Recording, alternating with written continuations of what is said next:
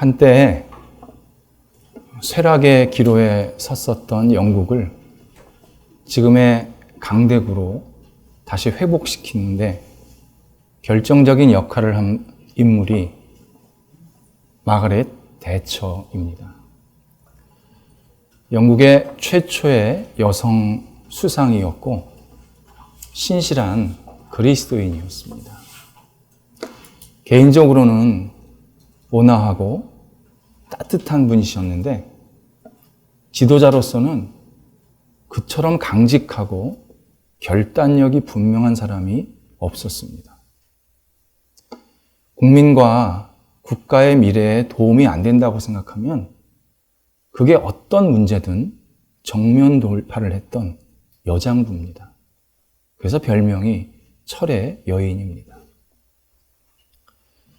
그가 자기의 인생에서 가장 큰 스승이고 존경하고 그리고 평생 그분의 가르침을 생각했던 한 분을 늘 사람들한테 말합니다. 그것은 다름 아닌 장사를 했던 자신의 아버지였습니다. 아버지는 한 인격으로서 그리고 지도자로서 모든 덕목을 자신에게 다 가르쳐 주었다. 그렇게 아버지를 추억하고 있었습니다. 아버지의 많은 가르침 중에서 평생을 간직했던 하나의 가르침을 우리들한테 이렇게 소개를 합니다. 생각은 말을 낳고 말은 반드시 행동으로 이어진단다. 행동은 습관이 되고 습관은 그 사람의 인품이 된단다. 한 사람의 인품은 그 사람의 미래요, 운명이란다. 이 가르침을 평생을 간직했다고 합니다. 그래서 주변 사람들이 다 싫다고 해도 이 생각, 이 정책이 내가 죽을 때까지 그리고 우리 후대까지 지켜야 될 것이라고 판단이 되면 과감하게 지속을 했다고 합니다. 반대로 주변에서 많은 사람들이 좋다고 칭찬을 해도 이게 언젠가는 수정이 필요한 정책이다. 그런 생각이다. 판단이 들면 바로 멈추고 새로운 정책을 시작을 했다고 합니다. 그래서 그녀는 지도자로 세웠을 때, 지도자로 있을 때보다 후대 사람들에게 훨씬 존경과 인정을 받는 그러한 지도자고 우리들한테 기억되고 있습니다. 한 사람이 인생을 성공했냐 실패했냐를 판단하는 것은 그 사람이 어떻게 시작했느냐가 아니라 어떻게 마쳤느냐. 이것이 우리의 판단 기준입니다. 어떤 사람은 좋은 조건에서 화려하게, 풍족하게 시작이 됐다가 그의 끝을 보면 비참하고 볼품없는 것으로 끝나는 경우가 있습니다. 어떤 사람은 아무것도 없이 시작을 했는데 그 끝을 보면 정말 귀감이 되고 덕스럽고 많은 사람들이 나도 저렇게 살고 싶다. 그런 본이 되는 삶을 사는 분도 계십니다. 이 모든 것은 생각을 기점으로 이어지는 말, 행동, 습관, 인품으로 전체적인 틀 속에서 이 성패가 결정이 됩니다. 이때 첫 출발점이 바로 생각입니다.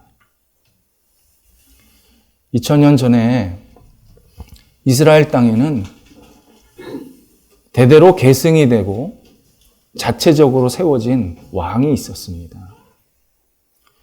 그러다가 로마 제국이 이스라엘을 점령하게 되면서 로마가 이스라엘 땅에 총독을 파견을 하게 됩니다.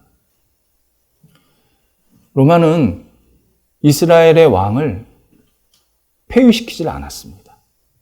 그냥 인정해주고 존속시켜줬습니다. 이것이 로마 제국이 점령하는 나라를 다스리는 큰 원칙이었습니다.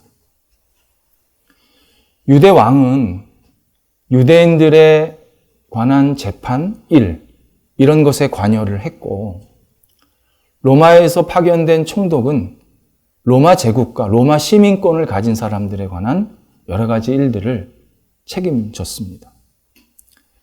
그러다 보니까 당연히 총독과 왕의 관계가 사안에 따라서 계속 부딪히는 겁니다. 별로 사이가 안 좋았습니다. 일례로 예수님을 십자가에 못 박히도록 넘겨준 빌라도는 로마에서 파견한 5번째 총독입니다. 이때 왕이 헤롯이었습니다. 성경에 의하면 둘은 사이가 되게 안 좋았다고 합니다. 그런데 예수님을 죽이는 뜻에 하나가 돼서 그날 잠시 서로 친해졌다. 그렇게 우리들한테 소개해 줍니다. 신약 성경에서 헤롯이라고 나오는 이름이 4명입니다. 모두 유대의 왕이었고 대대로 아버지와 아들 관계였습니다. 제일 먼저 나온 헤롯은 헤롯 대왕입니다. 그는 정통 유대인이 아닌데 유대 왕이 됐습니다. 그러다 보니까 유대인들의 지지과 환심을 살려고 성전을 건축해 줍니다. 마태복음 2장에 동방박사들이 예루살렘 땅에 와서 베들레헴에서 진짜 세상의 왕이 태어나셨다. 이렇게 말을 전해줍니다. 이때 헤롯 대왕이 그 이야기를 듣고 지금 막 태어난 갓난 아기를 다 죽여라. 이렇게 명령을 합니다. 덕분에 예수님께서는 막 탄생하셨을 때 이집트로 도피를 하게 되십니다. 두 번째 헤롯은 본명이 헤롯 안디오입니다. 또는 헤롯 안디바라고도 얘기를 합니다. 이 사람은 마태복음 14장에 세례 요한을 죽입니다. 그리고 예수님을 신문해서 죽이는데 아주 앞장서는 왕이 됩니다. 세 번째가 헤롯 아그리파 1세입니다. 오늘 본문에 나오는 사도 야고보를 죽이고 베드로를 투옥시킨 사람이었습니다. 아그리파 1세는 어릴 때 로마로 유학을 갑니다. 그래서 로마의 귀족들과 많이 친분을 쌓습니다. 11장에서 나왔던 시세 기간 동안에 유난히 기근이 많았던 글라우디오 총독과 중마고입니다. 어릴 때부터 친구입니다. 그래서 글라우디오가 황제가 되었을 때 아그리파 1세를 이스라엘 전역 플러스 이스라엘 땅 위에 있는 시리아 지역까지 전권을 줍니다. 네가 왕해라. 그리고 로마에서는 총독을 파견하지 않습니다. 그 결과 명실상부한 1인자로 자리매김한 게 바로 아그리파 1세입니다. 네 번째 나온 헤롯 아그리파 2세는 사도행전 26장에 나옵니다. 사도 바울을 신문하고 핍박한 인물로 등장합니다. 헤롯 가문은 대단한 권력가 집안이었습니다. 그런데 그 권력으로 예수님을 핍박하고 예수 믿는 사람들을 죽이고 그리고 박해하는 일에 앞장서는 역할을 하게 됩니다. 그러다 보니까 모든 헤롯 왕들의 인생 그 결과가 다 비참했습니다. 정말 본의 안 되고 부끄러운 인생을 살게 되었습니다. 23절에 헤롯 같은 경우는 하나님께 영광을 돌리지 않았다. 그렇게 말합니다. 헤롯은요, 하나님을 알고 믿었던 인물입니다. 신실한 유대교인이었습니다. 그런데 자신에게 있는 권한이나 권위가 하나님께로부터 왔다라는 사실을 인정하지 않았습니다. 이것을 성경에서는 교만이라고 표현을 합니다. 교만은 내가 받은 것을 받지 않았다고 생각을 하는 것입니다. 교만은 내 삶의 주도권이 나에게만 있다, 이렇게 생각하는 것입니다. 그래서 교만한 사람은요, 내가 지금 가지고 있는 모든 것은 내가 잘해서, 내가 열심히 해서, 내가 잘나서, 내가 노력해서 얻었다고 받아들입니다. 이것이 교만한 생각의 결정적인 모습입니다. 교만한 생각은 무엇을 가진 사람만 있는 것이 아닙니다. 무엇을 갖지 않은 사람도 교만한 생각이 있습니다. 가진 사람은 우월의식으로 교만이 표출이 되고, 없는 사람은 피해의식으로 교만이 표출이 됩니다. 어느 경우든 교만한 생각을 갖게 되면 나에게 조금만 손해가 끼쳐진다, 내 주도권을 넘어서는 일이 생긴다, 내 이해를 벗어나는 일이 생긴다 생각이 들면 굉장히 강하게 부딪히고 투쟁하고, 그리고 자기를 이렇게 생각하게 만든, 이런 상황으로 빠지게 만든 상대방을 적대하는 모습을 우리들은 자주 보게 됩니다. 신앙에서도 교만한 생각은 누군가 보이지 않는 하나님을 말하고 신비로운 또는 초자연적인 현상을 이야기를 하면 강한 거부감을 느낍니다. 그리고 그렇게 말하는 사람을 무지하다고 약간 비하합니다. 그리고 그렇게 말하는 사람들에 대한 적지 않은 반감과 핍박을 갖게 됩니다. 곰곰이 생각해 보면 인간으로서 우리는 교만할 수 없다라는 것을 깊이 되새기게 됩니다. 우리가 교만할 수 없는 이유는 우리가 사는 인생이 신비입니다. 그리고 이런 신비로운 인생을 살게 하신 분, 하나님도 더 광대한 신비 그 자체입니다. 삶의 신비라는 것은 내가 삶 속에서 꿰뚫어 볼 수 없고 이해할 수 없는 일들이 너무 자주 일어난다는 뜻입니다. 알고 싶어도 알지 못하는 것이 생기고, 안다고 생각했던 것도 항상 아니라고 판단이 되는 그러한 한계가 바로 신비가 주는 정체성입니다. 적지 않은 사람들은 삶의 신비를 막 분석합니다. 쪼갭니다. 해석합니다. 해부합니다. 그리고 나서는 우연이다, 이거는 이런 일이 있었기 때문에 이런 결과가 일어났다 하는 인과관계로만 축소하고 왜곡시킵니다. 이렇게 삶의 신비를 축소하고 없다고 생각하는 이 생각에 어떤 사람은 적극적으로 동조를 합니다. 맞다, 신비로운 삶이 어딨냐, 삶은 늘 원인과 결과만 있을 뿐이고 우연만 있을 뿐이다 하면서 완전히 신비를 축소시키고 없다고 말합니다. 이런 분들은 하나님을 믿는 일을 또는 하나님을 믿는 사람들에 대해서 비하합니다. 그리고 모욕합니다. 현란합니다. 저 사람들은 이성이 없는 사람들이야. 저 사람들은 뭐가 문제가 있어서 지금 하나님 찾으려고 하는 거야. 이렇게 비난을 합니다. 어떤 이는 삶의 신비?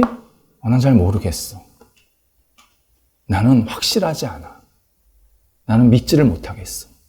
하면서 한 발자국 약간 뒤로 빠집니다. 그리고 소극적으로 대처합니다. 이런 분들은 하나님을 믿는 일에 대해서 그거는 나랑 관계없는 얘기야.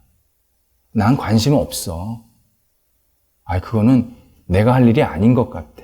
나는 아직 모르겠어. 이렇게 약간 소극적으로 믿는 일에 대해서 제3자로 생각을 하게 됩니다. 하지만 지혜로운 사람은 신비로운 삶을 축소시키고 없다고 하는 이러한 태도가 정말 맞는 것일까? 그 생각이 정말 맞는 것일까? 진지하게 숙고합니다.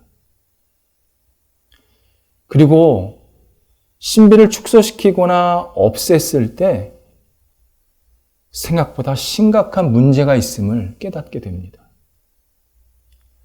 삶의 신비가 없다 또는 왜곡시키면 사는 게 의미가 없습니다. 사는 게 하찮습니다. 그리고 별 볼 일 없는 겁니다. 그냥 때 되면 밥 먹고 때 되면 자고 때 되면 죽고 보니까 삶의 신비가 없으면 삶이 이처럼 무가치하고 메마른 그러한 것이 없습니다. 그런 판단으로 주변을 보니까 삶의 신비가 없는 사람들이 하는 행동들이 보입니다. 자신의 삶의 의미를 다른 곳에서 찾으려고 짜릿한 것을 막 찾습니다. 쾌락을 추구합니다. 그리고 뭔가 중독스러운 일, 중독스러운 약물들을 계속 흡입합니다. 행합니다. 그리고 나서 그 일이 끝나면 예전보다 더 갈급해합니다. 더 괴로워합니다. 그러니까 점점점 수렁으로 빠져들어가는 모습을 옆에서 확인하게 됩니다. 삶의 신비를 없애면 저렇게 사는 게 되는구나. 이것을 깨달으면서 삶의 신비를 다시 받아들이게 되고 그리고 이런 신비로운 삶을 주신 분께 조용히 고개를 숙이기 시작합니다. 삶의 신비를 느낀 사람이 갖는 태도가 몇 가지가 있습니다. 먼저 경이로움을 갖습니다. 사는 게 놀라운 기적입니다. 내가 살아있다라는 게 생각하면 생각할수록 정말 큰 기적을 내가 경험하고 있습니다.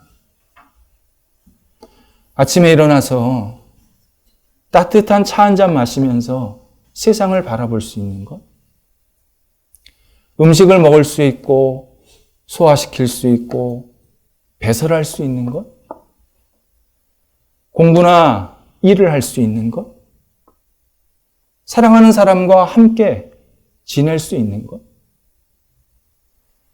다양한 취미 생활을 하고 여러 가지 의미 있는 일들을 하면서 시간을 보낼 수 있는 것, 그리고 하루를 마무리하고 평안한 잠자리에 들 수 있는 것, 생각하면 기적의 연속임을 스스로 발견하게 됩니다. 그러다 보니까 나에게 이런 삶을 주신 분이 있네 고백하며 예배의 형태로, 찬송의 형태로 위대하시고 경이로운 하나님을 노래하고 인정하는 그러한 일들에 익숙해지기 시작합니다. 또 하나는 생각이 관대해집니다. 모든 것이 내 손아귀에 있다고 생각할 때, 내가 이해되는 것만 받아들인다고 생각할 때, 모든 주도권이 나한테 있다고 생각할 때는 내 계획대로 일이 진행이 돼야, 내 계산대로 어떤 결과가 나타나야 마음이 편했습니다. 그런데 삶이 신비다라는 것을 받아들이기 시작하니까 내가 아는 것보다 모르는 게 더 많습니다. 그리고 내가 아는 것보다 너무 다양한 삶들이 있습니다. 예전에는 그런 삶을 보면은 막 비판하고 뭐 저렇게 사냐 말을 했는데 삶이 신비라는 걸 받아들이면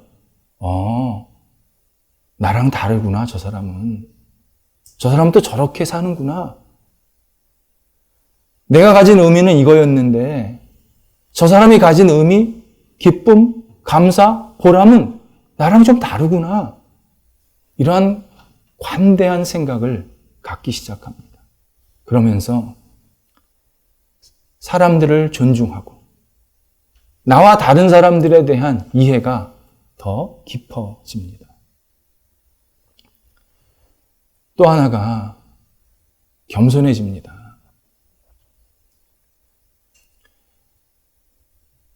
신비로운 삶을 생각하면 내가 사는 것은 거대한 것 중에 하나만 있는 것입니다.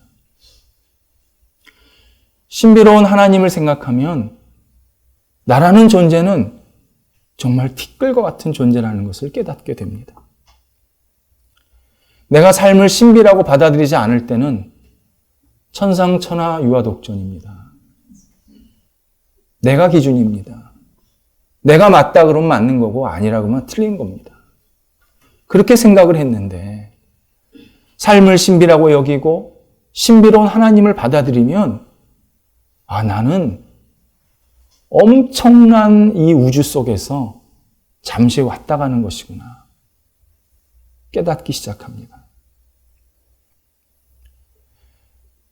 내가 세상에서 살고 죽는 거 사람들 관심 없습니다. 내가 세상 떠나면요, 나랑 관계된 주변의 몇 분들만 며칠 동안 슬퍼하고 끝입니다. 삶이 신비라고 생각을 안 하면 이것처럼 우울한 게 없습니다. 나 여태까지 뭐 했냐? 나 90평생, 80평생, 100평생, 난 뭐 했냐? 그래서 많은 사람들이 나 좀 알리려고 막 발버둥을 치는 겁니다. 그럼 뭐 합니까? 죽으면 사람들 다 잊어버리는 거. 그러니까 괴로운 겁니다. 그런데 삶이 신비라고 여기고 신비로운 삶을 주신 하나님을 생각하니까 위대하신 하나님이 나를 하시는 겁니다. 세상을 창조하신 분이 나를 지금 살게 하시는 겁니다. 세상의 모든 것을 가지신 분이 나를 기억하시는 겁니다. 세상 사람들이 다 몰라도 그 한 분이 나를 알아주니까 내가 얼마나 의미가 있는지 모릅니다. 얼마나 기쁜지 모릅니다. 그러면서 나를 살게 하신 하나님께 예의 있게 대합니다. 공손하게 대합니다. 그분 앞에서 내가 아무것도 아니라는 것을 다시 고백하게 됩니다. 헤롯은 막강한 권력이 있었지만 경이로움도 관대함도 겸손함도 없었습니다. 그러다 보니까 그의 끝이 벌레 먹어서 죽었다. 그렇게 우리들한테 말씀하고 있습니다. 기록에 의하면요, 배가 아파서 부풀어 올라가지고 발병된 지 5일 만에 죽었답니다. 그래서 이제 현대의학에서는 이것을 복막염이다. 터져서, 충수가, 맹장이 터져서 복막염이 있어서 이게 부풀어 올라서 부패가 돼서 죽었다. 그렇게 평가도 하는데 어쨌든 공식 기록은 배가 아파서 배가 부풀어 올라서 5일 만에 죽었다. 이렇게 얘기됩니다. 그런데 24절에 하나님의 말씀은 흥황해서 더 퍼져나갔다. 이렇게 이야기하십니다. 하나님은 지금도 똑같이 일하십니다. 아무리 대단한 사람이 있어도 교만한 생각을 가지고 있으면 딱 거기서 멈추게 하십니다. 더 이상 나가지 못하게 하십니다. 그리고 하나님의 말씀, 그 위대하신 하나님의 말씀은 끊임없이 펼쳐나가서 지금도 수없는 사람들의 마음을 깊이 깨닫게 하시고 하나님을 바라보게 하십니다. 베드로는 이 사실을 감옥에 나와서 새삼 깨닫게 되었습니다. 11절에서 감옥에 나와서 이렇게 고백을 합니다. 이제야 하나님께서 나를 헤롯과 유대인의 손, 계획에서 벗어나게 하시는구나. 하나님의 계획과 하나님의 뜻은 유대인이나 막강한 권력을 가졌던 헤롯보다 훨씬 크시구나. 그 크신 계획으로 나를 지금 감옥에서 나오게 하셨구나. 이렇게 고백합니다. 하나님의 계획과 뜻이 우리보다 훨씬 크고 위대하다라는 이 사실은 우리가 하나님께 어떻게 기도해야 될지를 다시 생각하게 만듭니다. 12장 5절에 보면 베드로가 갇혔을 때 베드로를 위해서 교인들이 간절히 기도했다고 합니다. 그래서 베드로도 오늘 감옥에서 나와서는 자기를 위해서 기도하고 있는 사람들이 모인 마리아 집으로 찾아갔습니다. 그리고 문을 두드렸는데 나온 로데라는 아이나 안에 있던 사람들이 자기가 감옥에 나온 것을 믿지를 못하는 겁니다. 그러니까 로데는 문도 못 열어줬고 안에 있는 사람들은 베드로 천사다. 좋은 말로 천사, 나쁜 말로 귀신이다. 베드로 아니다. 베드로 그림자다. 이러면서 믿지를 못한 겁니다. 이게 무슨 의미입니까? 초대교회 교인들이 베드로를 위해서 기도한 내용이 베드로가 나오게 해주세요. 이게 아니라 베드로가 감옥 안에서 너무 고생스럽게 생활하지 않게 해주세요. 감옥 안에서 옛날처럼 예수님 배신하지 않게 해주세요. 요 정도로 기도했다는 겁니다. 그러니까 기도 제목이 매우 작은 걸 가지고 기도했다는 겁니다. 우리가 기도할 때에 필요한 태도, 또 필요한 내용들이 몇 가지가 있습니다. 먼저 기도 제목이 생겼을 때 이것이 하나님의 선하신 뜻이 무엇일까? 이 기도 제목에서 하나님께서 원하시는 가장 기뻐하시는 뜻이 무엇일까를 먼저 생각해야 합니다. 기도 제목이 생기면 무턱대고 기도부터 하시면 안 돼요. 말부터 하시면 안 됩니다. 우리가 살아있을 때 꼭 하고 싶은 일, 그 목록을 버킷리스트라고 합니다. 버킷리스트. 바구니에 담긴 리스트다. 기도는요, 버킷리스트를 해결하려고 하는 도구가 아닙니다. 우리의 기도는 자칫 우리의 잘못된 본성에 오염이 되어가지고 내가 구하는 내용이 굉장히 이기적이고 그리고 다른 사람들은 다 무너뜨리고 나만 살려고 하고 그리고 내 탐욕을 채우려고 하는 것들이 나올 때가 꽤 많습니다. 물론 성경에는 하나님 저 원수 망하게 해주세요. 이런 기도 나옵니다. 그런데 여러분 이때 원수는 내 원수가 아닙니다. 하나님의 원수입니다. 하나님을 적대하고 하나님을 무시하고 하나님을 믿지 않는 저 사람을 하나님의 공의로 판단해 주세요. 이런 기도를 한 거지, 나 괴롭힌다고, 나 괴롭히는 저 사람 망하게 해주세요. 그런 기도는 하나도 안 나옵니다. 그런데 우리 기도는 그런 기도를 할 때가 있습니다. 나 이렇게 힘들게 하는 저 사람 좀 어떻게 안 될까요? 나도 모르게 그런 말이 나올 때가 있습니다. 그래서 내가 어떤 기도 제목이 생겼을 때 성경에서 나온 하나님의 선하신 뜻, 그리고 하나님이 기뻐하신 뜻이 무엇일까를 먼저 생각해야 합니다. 진정한 기도는요, 하나님의 뜻 안에서 내 소망이 이루어지게 간구하는 일. 이게 진짜 기도입니다.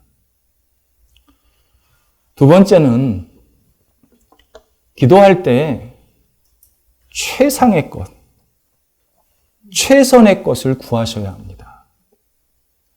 어정쩡하게 구하시면 안 됩니다. 그거 겸손한 거 아닙니다. 우리가 하나님 앞에 기도할 때 하나님을 자잘한 분으로 만들면 안 됩니다.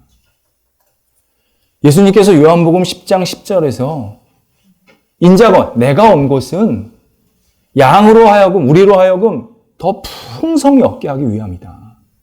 더입니다, 더. 그냥 풍성이 아니라 최상급을 썼습니다.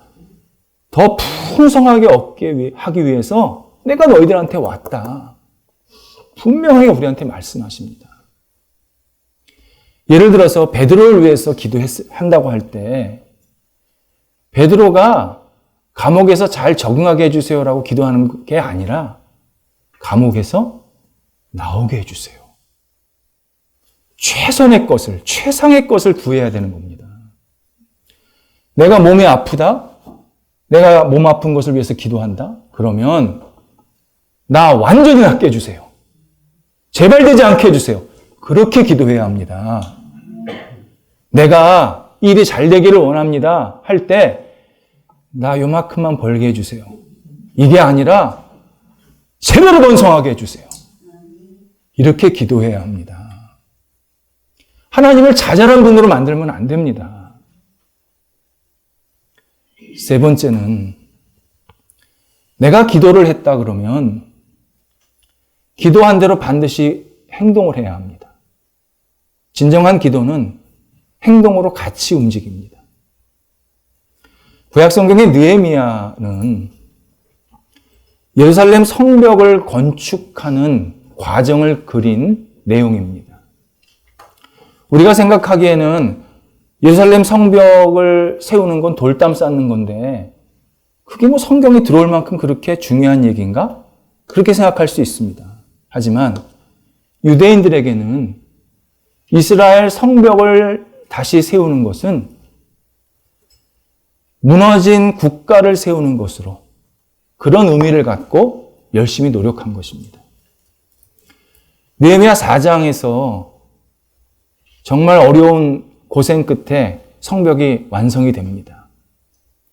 근데 기뻐할 겨를도 없이 적들이 예루살렘 성을 쳐들어올 것이고 그리고 혼란스럽게 만들 것이다 라는 소식을 듣게 됩니다. 이때 유대인들이 하나님께 간절히 기도합니다. 동시에 파수꾼, 경비병을 세워서 24시간 이 성벽을 감시하게 합니다. 이사야 38장에 보면 히스기야 왕의 이야기가 나옵니다.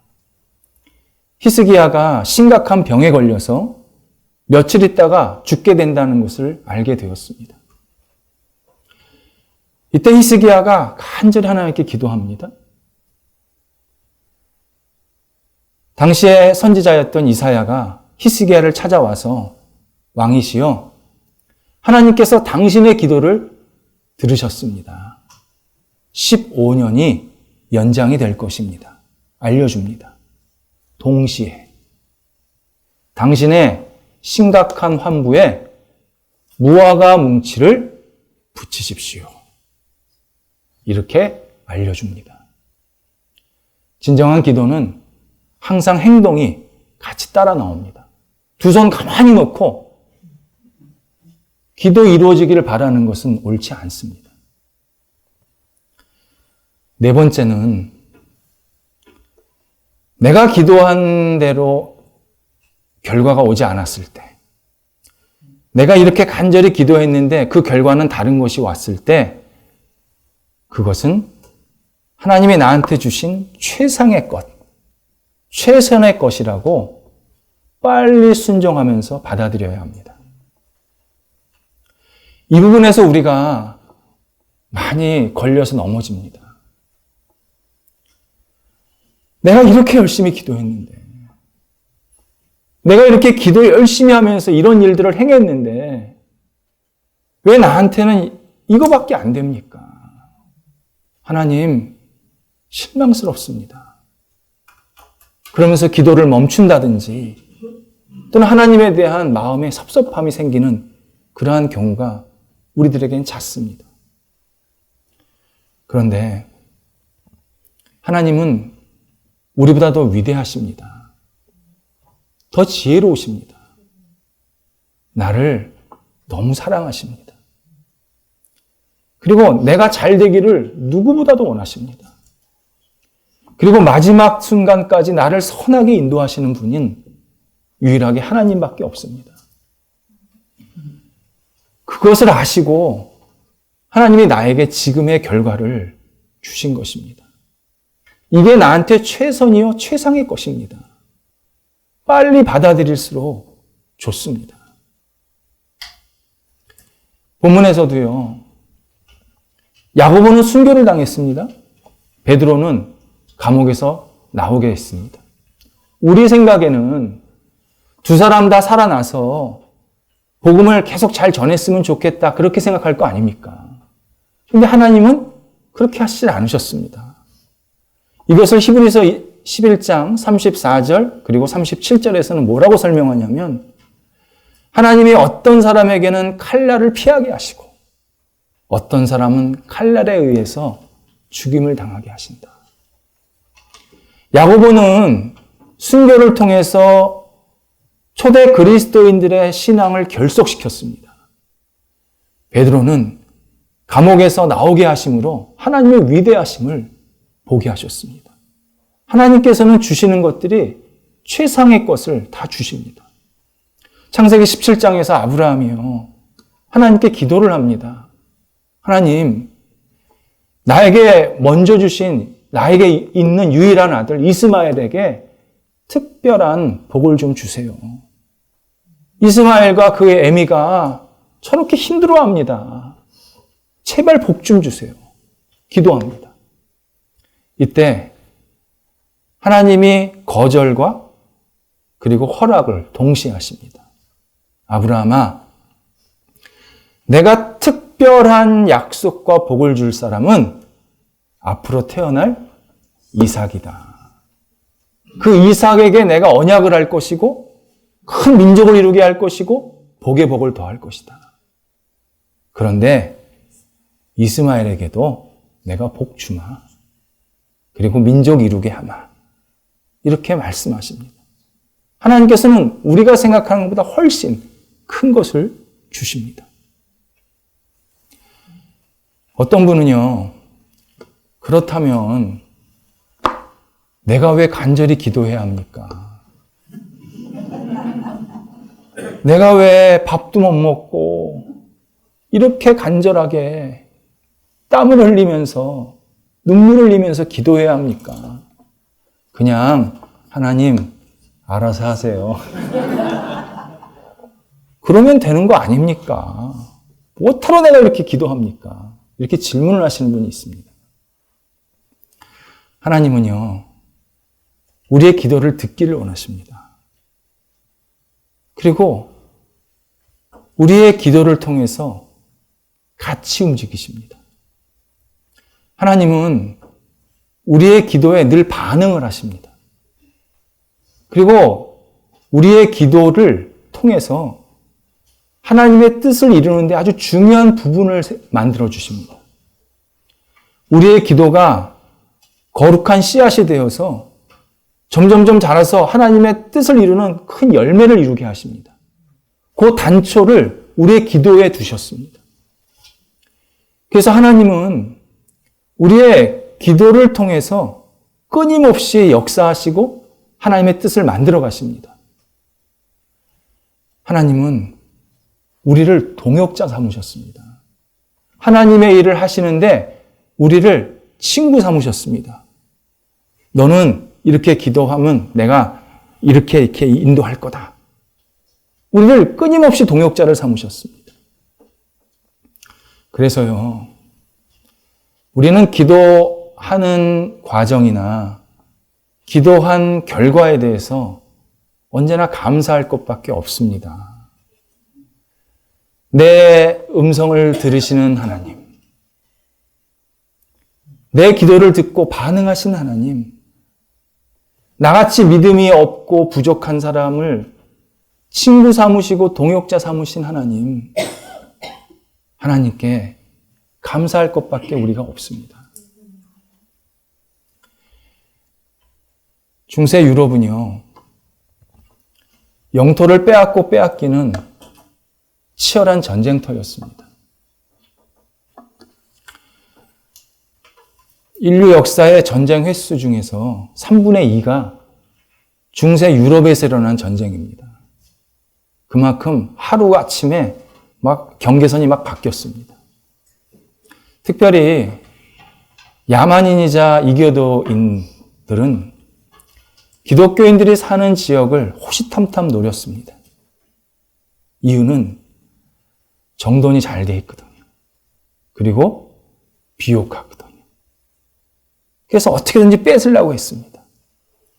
이때 이교도들이 기독교인들이 사는 지역에 침투했을 때 제일 먼저 들어가서 파괴시키고 죽였던 사람들, 다름 아닌 수도원과 교회, 그리고 그리스도인이었습니다. 이유는 그들의 기도가 자기 지역의 평안과 안정과 번영을 위해서 기도했다는 것을 알게 된 겁니다. 비록 이교도들은 하나님을 믿지도 않고 기도도 안 했지만 적어도 그리스도인들이 기도하는 것을 보면 이 전쟁에 큰 영향을 미친다는 것을 경험적으로 느꼈던 것입니다. 우리는 다시 기억해야 합니다. 기도하는 사람이 있는 가정은 절대 잘못되지 않습니다.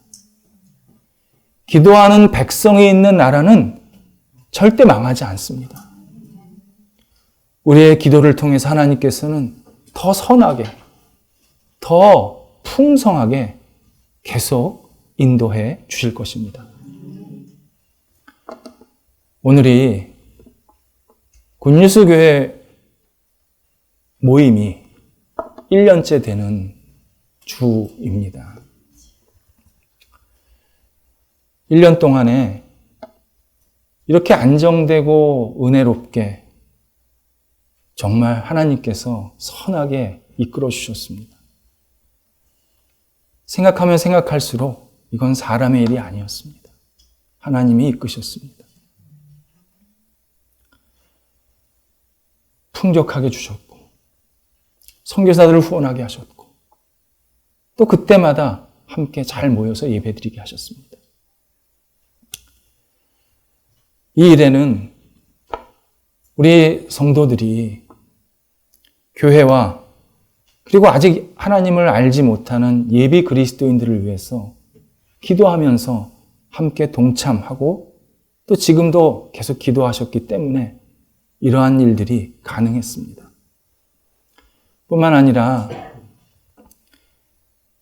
헌신적으로 기도하시면서 봉사하셨던 우리 다양한 분야, 이루 말할 수 없는 다양한 분야, 그 한 분 한 분이 다 묵묵하게 하나님 바라보면서 봉사하신 결과가 이렇게 1년 동안 지속이 되었습니다.